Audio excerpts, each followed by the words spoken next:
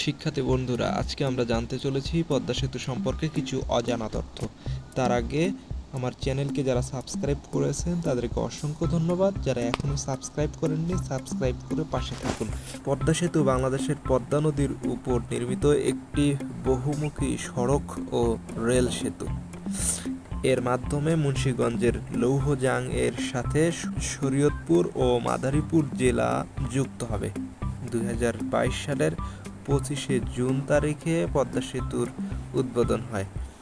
বিশ্বের 10ম দীর্ঘ সেতুর পুরো নাম হচ্ছে পদ্মা বহুমুখী সেতু। সেতুটি নির্মাণের জন্য 918 হেক্টর জমি অধিগ্রহণ করা হয়েছে। এই সেতু নির্মাণ প্রতিষ্ঠান China major bridge engineering construction company limited. সেতুর নকশা প্রণয়ন করেছে আমেরিকান ইন্টারন্যাশনাল ইঞ্জিনিয়ারিং ফার্ম।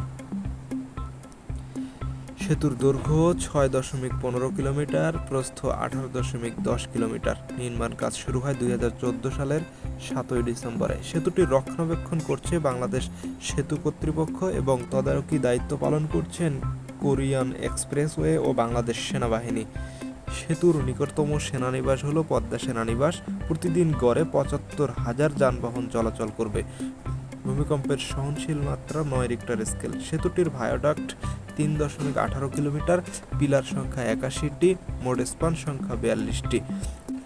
প্রতিটি স্পানের দৈর্ঘ্য 150 মিটার, প্রতিটি স্পানের ওজন 3200 টন। সেতুটির স্থানাঙ্ক 23.446 ডিগ্রি উত্তর এবং 90.2623 ডিগ্রি পূর্ব।